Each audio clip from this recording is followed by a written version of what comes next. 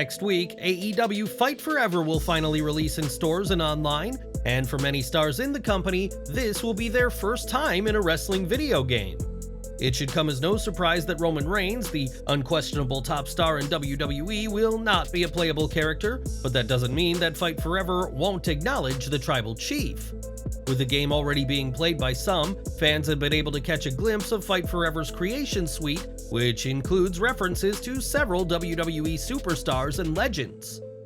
Names including Roman Reigns, Rey Mysterio, Gunther, AJ Styles, Goldberg, Shinsuke Nakamura, Io Sky, and Finn Balor's Demon King persona are all entrances in the game, but not listed under their WWE names.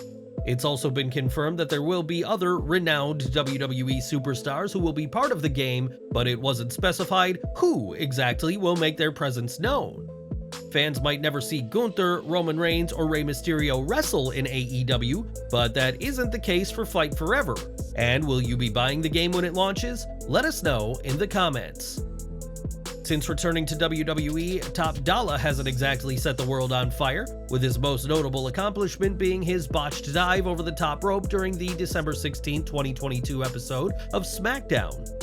Recently, it was reported that Dolla has some backstage heat, thanks in parts to a reported bad attitude since returning, and it was this attitude that cost him the chance to resume hosting WWE's Most Wanted Treasures. Unsurprisingly, nobody from WWE has publicly confirmed that Top Dolla has heat, and the man himself isn't fazed by these reports, as he tweeted this week, "Couldn't care less that they talkin', I pull off in a yacht like it don't even faze me." Whether Top Dolla is fazed by these reports, his booking, or lack thereof, cannot go unnoticed, as he and Hit Row have been little more than jobbers since coming back to WWE. On last week's SmackDown, it took just one kick from an exhausted Sheamus to defeat Top Dolla in a clear burial, and though Dolla says he isn't fazed with reports of heat, considering his booking so far, perhaps he should be.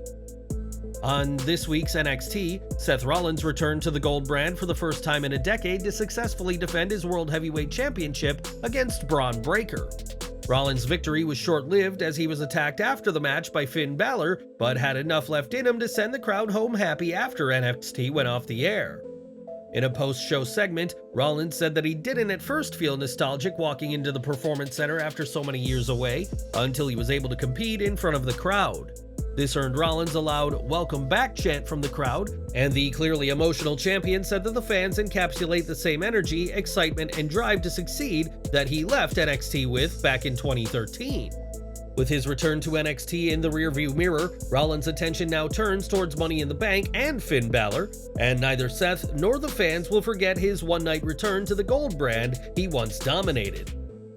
In 2015, Sonya Deville joined WWE as part of Tough Enough, and despite not winning, has gone on to become quite the name on both the main roster and in NXT. Prior to joining the company, Deville competed in the world of MMA, and the WWE superstar didn't think all that highly when she was approached about joining. Speaking to Maria Menounos, who knows about stepping in the ring herself, Deville admitted that she was convinced all of wrestling was fake and that the Tough Enough show her agent scored for her would be a walk in the park. She said, "He called me and was like, 'Hey D, I have something to run by you, but I want you to hear me out before you say no.' And I was like, oh gosh, what could he be asking me right now? And he's like, 'There's this reality show called WWE Tough Enough. It's a reality competition series, and you compete for a contract to get signed with the WWE.' And I was like, wait, like wrestling? The fake stuff? Because in my mind, coming from an MMA background, I was like, I didn't know much about it besides The Rock and John Cena, what I'd seen on TV. So it's a competition reality series to compete.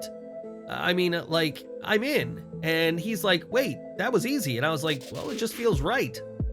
Deville added that she quickly learned on the show how tough you need to be a wrestler, and she quickly learned that while wrestling isn't legit in the same way as MMA, it's far from fake. Today, Deville and Chelsea Green are the only members of 2015's Tough Enough to be with WWE, and Deville, unlike Green, has never been released, and it's clear that the MMA alum has learned a lot about just how tough being in WWE can be.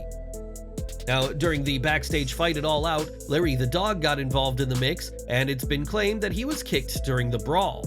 In fact, it was said that Larry was hurt so badly in the fight that the very good boy lost a tooth in the process, and it appears this claim may very well be true. On Instagram, AJ Lee shared a photo of Larry in a CM Punk shirt, specifically the new shirt that features Larry's face, and it does appear that the dog is missing a tooth. AJ even said that those viewing her Instagram story should note his accurate missing teeths, apparently confirming that Larry was hurt during what transpired last September. AJ isn't the first person to try and confirm reports of Larry being hurt, as it wasn't too long ago that Punk himself shared an image of Larry, which also showed that he was missing some front teeth. What happened backstage at AEW All Out should never have happened in the first place, and it didn't just affect human beings, so hopefully Larry received one heck of a treat after his ordeal in Chicago last year. When talks of WWE being sold first came up, it wasn't long before Tony and Shad Khan were mentioned, and the AEW president even said that he was monitoring the WWE situation closely. Of course, the Khans would not end up buying WWE, and Endeavor will soon merge WWE and UFC into one company, but it may be time for Tony Khan and his father to enter the world of MMA. During the MMA Hour, Ariel Helwani revealed that he has heard that the Khans are looking into the idea of purchasing Bellator, considered to be the second biggest MMA promotion behind the UFC. The Khans aren't the only names interested in Bellator though, and the promotion may end up going to a different buyer, but it's certainly something that Tony Khan is open to expanding into the world of MMA. Over to NXT now as Dana Brooke faced Cora Jade on this week's show, but this was a match that Brooke will not be wanting to remember. Not only did Brooke lose to Jade, but the fans were ruthless in their insults on her, and this was the same situation that played out online. Now Brooke is fired back, and in a tweet said that she is well aware that the fans think she sucks, and judging by her tone, was far from thrilled with what the fans had to say. While many users of social media were critical of her performance, the former 24/7 champion did have some support, with Bayley saying that it's the fans who suck, not her. Elsewhere, Vince Russo said that the fans have no idea how hard Brooke works as a WWE superstar and encouraged her to keep doing her best in the ring. In her tweet, Brooke included a thumbs up emoji, which seemed out of place considering the tone, and we wonder if she initially planned on extending a different digit to the fans after this week's NXT. Forbidden Door news now, as it's been reported for some time that AEW wanted CM Punk on the show, and that's exactly what'll happen. During this week's Dynamite, it was confirmed that the former AEW World Champion will be wrestling at the event, but in a much different match than first envisioned. Instead of the much-rumored match with Kenta, Punk will instead face Satoshi Kojima at the show in a first-round match in the Owen Hart Foundation men's tournament. As to why Kenta vs. Punk didn't happen, we may never know, and while Punk will receive a huge reaction this Sunday in Toronto, this isn't the match fans wanted to see. And we're ending today with AEW Rampage, and between Dynamite and Collision, the Friday night show has become somewhat overlooked as of late. Tomorrow's show will be the final episode of AEW Rampage before Forbidden Door, and we'll see MJF make his debut on the show. MJF hasn't been announced for a match, but the fact that he'll be on the show is a big deal on a broadcast that will also see Anna Jay face Skye Blue in an Owen Hart Foundation tournament match. It's anyone's guess as to what MJF will say during his first ever appearance on AEW Rampage, but don't expect the AEW World Champion to hold back at all on tomorrow's show.